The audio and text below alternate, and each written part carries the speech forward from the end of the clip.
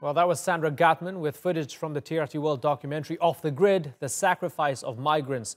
Well, joining me now from Geneva is Leonard Doyle. He is the spokesman for the Director General of the International Organization of Migration. Leonard, thanks so much for joining us. This curious case of Chamseddine Bourassine, very divisive issue. Does the IOM have a position on this? Our position is that if migrant lives are at risk, these lives need to be saved, and that has to be the priority, and that is what we stand behind. The issue of the Mediterranean is such a tragedy for so many people trying to get to a better life, whether they're being smuggled or trafficked or whatever the reason is that's bringing them there. What concerns us is that when their lives are at risk, that's the time to save them. And so were they acting correctly by trying to save the boat and towing the trawler? Well, if anybody's life was at risk, I think you and I would agree that these people's lives have to be saved. I don't think anybody is going to allow somebody to drown in front of their eyes if they are at risk. Now, there may be more finer points here that need to be explained by those who are on the scene or by the Italian judiciary, whatever. But from the perspective of lives being at risk and lives being in danger, they need saving. As the IOM, you encourage legal migration. From many others within Italy, especially in the current Italian government, they say any illegal migration, none of our business. We have our borders, no more Mare Nostrum, no more going out of our way to save anybody. We look after our own. We're not doing anything illegal. Your response to that is what? Well, we, first of all, you will not find us using the term illegal migration, because these are convicted of no crime except trying to improve quite often desperate lives. And remember, for all those who maybe, queue jumpers, if you want to use that kind of language, there are many who are inadvertently there. What about the unborn child of a pregnant woman? What about the unaccompanied minor? What about the trafficked person who thought they were legally getting a job? These people are not knowingly committing any crime, so they obviously need protection and are very vulnerable at that point. So from the perspective of the humanitarian perspective, to say the least, there has to be a priority on saving lives. And this is precisely why IOM, along with UNHCR, have been discussing the notion of disembarkation points where there can be safe, orderly disembarkation of people, and their cases can be assessed in an appropriate way. We got confirmation from MSF on Monday that earlier in the month, more than 100 migrants died when their crowded rubber boats were wrecked off the coast of Libya. More than 100 people. That number is, more than 1,000 this year, as far as I understand from your figures and, general UN figures. Why are we still seeing this happen? And if there's one actor, one protagonist to blame, who would that be? Well, life is more complex than one protagonist, and I think we know that. But the fact of the matter is that many people still believe that by leaving desperately poor lives in West Africa, or fleeing for their lives, or for that matter being tricked into going north, that they can get to a better life. Whereas in fact it's getting far more difficult. They have to go through a gulag effectively in Libya. They are then being preyed upon by traffickers and by smugglers. So there are many people who have guilty hands in this equation.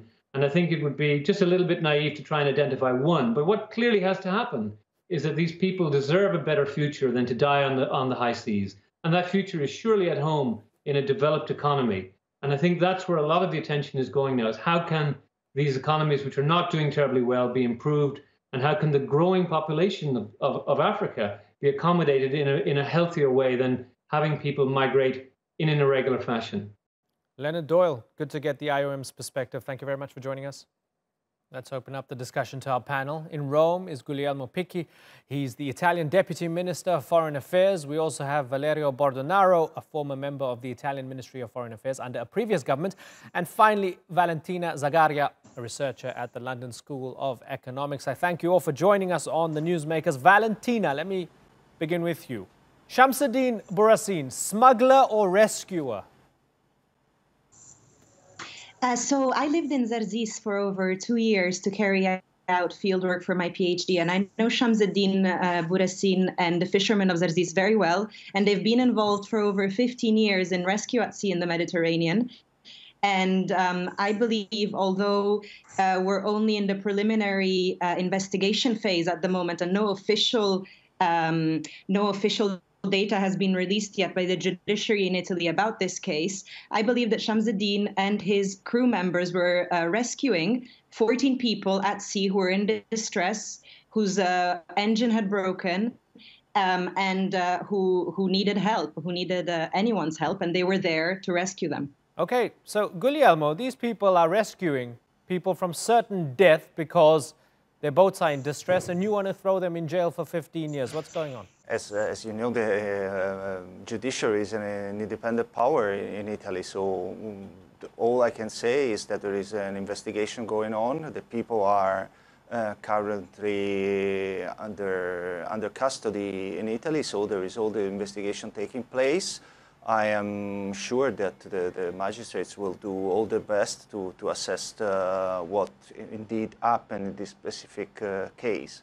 What is sure that Italy has to be within the democratic framework of the judiciary. It has no mercy towards the people who are smugglers or human traffickers of human beings. That is simply unacceptable. So I hope that the magistrates could, be as quick as possible to ascertain whether these people were smugglers or simply rescuing people. Is not business of the government to interfere on the course of the judiciary. But I think the important point is that this government doesn't like the fact that you have to go out anyway to rescue people who are trying to make it to the mainland. Your government rejected the Aquarius. We can see the pattern. You're not a fan of immigration. Is that fair? I mean, we, as almost every other European country, we are against illegal immigration. We are hard in fighting the smugglers and human traffickers at large. What we should do is not to prevent people being rescued in the Mediterranean and simply have not them risking their life and enter this kind of journeys. This means that our government has to put in place, and the whole of Europe has to put in place policies to prevent the people arriving on the shores or either, in this case specifically, Libya, and the causes, the root causes are dealt with at the origin states. Guglielmo, in the meantime, while those policies are not in place, and as we just heard from the IOM, people are going into gulags, their words, not mine, Leonard Doyle's words, they're being preyed upon. In the interim, while we don't have those policies and we haven't addressed the root causes, people are taking to the seas. They are drowning in huge numbers. 1,000 people have died this year. While that is the reality, is it not incumbent upon your government to rescue people at need? I mean, we rescued whoever was in need. Wherever they were, we always rescued them. And we brought to our ports so far. Now we're saying that this rescue, of course, could take place, is legally, binding, and we object nothing at all, and we are doing our part. This has to be done also from all the other Mediterranean states, Spain, France, Malta, Greece, and all the others. We don't see any rescue from neighboring country. I've not seen any Tunisian rescue at any sort. So why has all the burden and all the negativity on Italy? Okay. I mean, we have been rescued, everyone. Okay. And so if someone is in trouble within the territorial Libyan coast.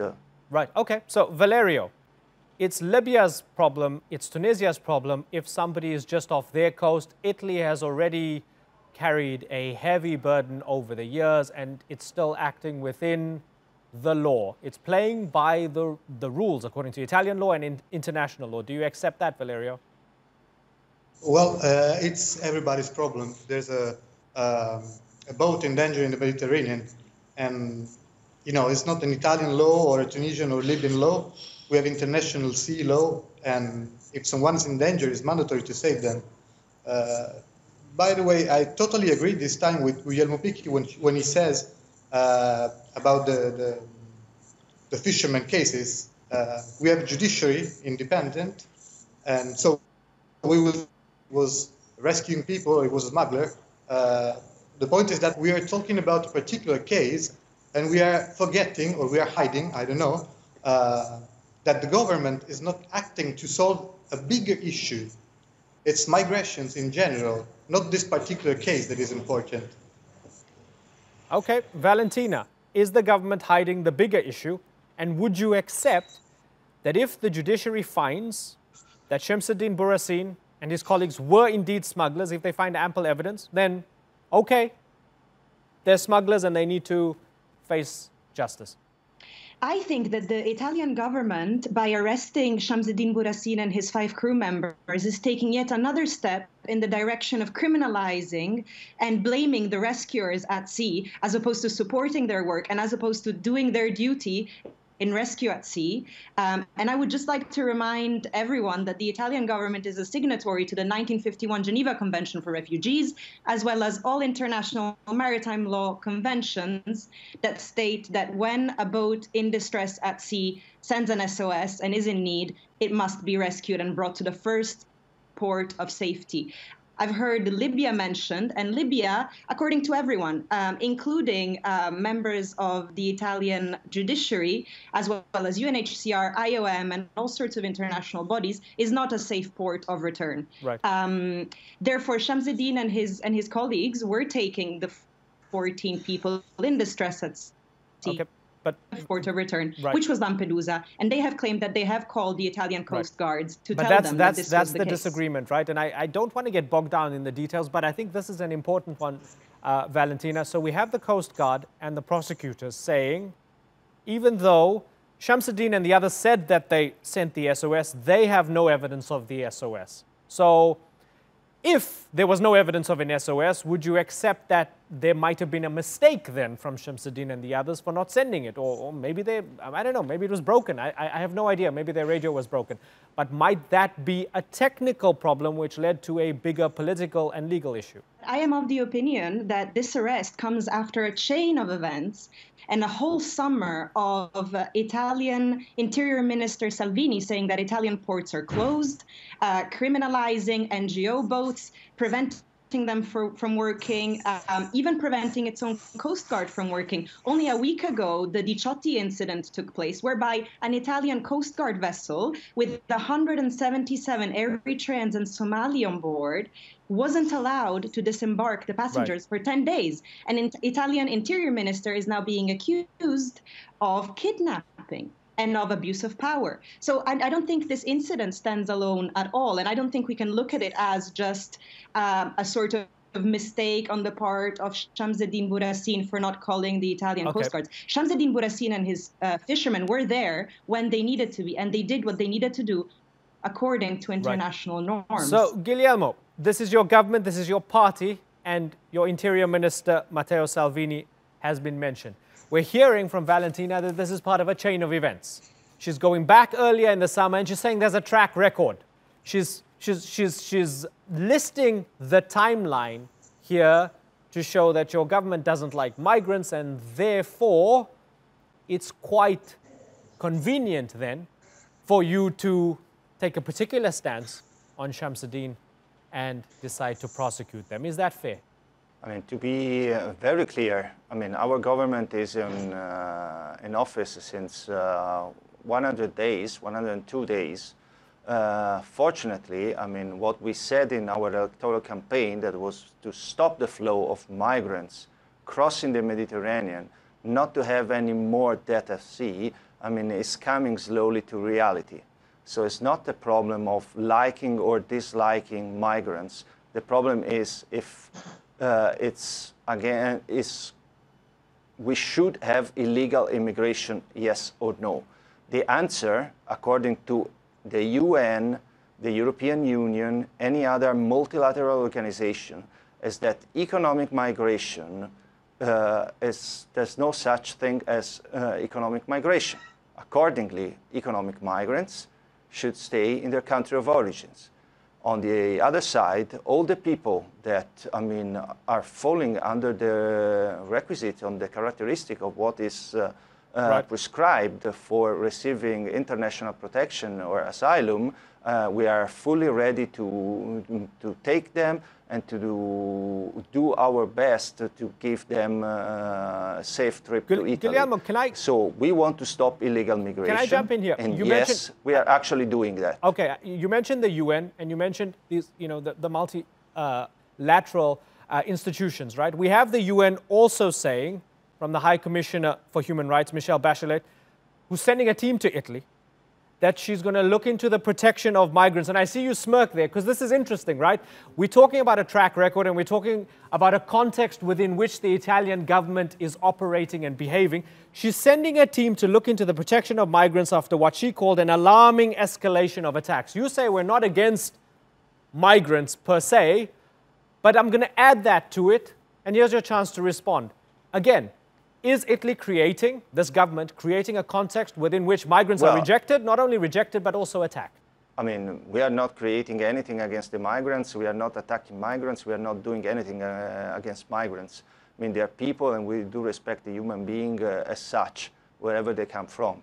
Other thing is illegal migration, and we are pretty tough in fighting it, as is any other European country. I mean, this is nothing different from what is doing France on its border with Italy in Bardonecchia and in Ventimiglia. They are closing their borders. There is no Schengen agreement working now with France. It's the same as doing Spain, rejecting migrants in Ceuta and Melilla. So Italy is not doing anything else. Although the Spanish took the Aquarius and you did not. It's maybe time. Yeah, for 45 days, we should be very clear. Spain was ready to take the Aquarius for 45 days. Right. 5. This is what, and then they were sending the people back. So we have to be clear on this. Okay. As for Madame Bachelet, I mean, I'm sure that there are human rights violations in so many countries under her authority that instead of investing money assessing the quality of how we have migrants, how we treat migrants in Italy, it's maybe better if she directs herself in other countries where there is no parity. How about she does that and Italy? Men and women and, fair enough. and Guglielmo, so on and so forth. I want to give Valerio a chance here, but I mean, I guess I'd say, and the UN looks at the whole world, how about she looks at other human rights violations and possibly in Italy? Valerio, very finally, final word to you. Well, you see, this government is hammering 70 years of multilateralism. And it's crazy how Italy now it can be alone with no allies anymore. And I would like to remember what happened in 1937 when Italy left the League of Nations. We're doing exactly the same. Salvini said we will reconsider our funding to the UN. It's crazy. It's something completely crazy. And it's UN's right to say that something is going wrong. You know, when violence causes silence, it means that we are mistaken. And I don't want to be mistaken. I want the UN to speak loud, to look for evidences, and I will be super happy if this evidence will not be found. Okay, Valerio Bordonaro, Guglielmo Picchi, and Valentina Zagaria, I thank you all for joining us here on the Newsmakers.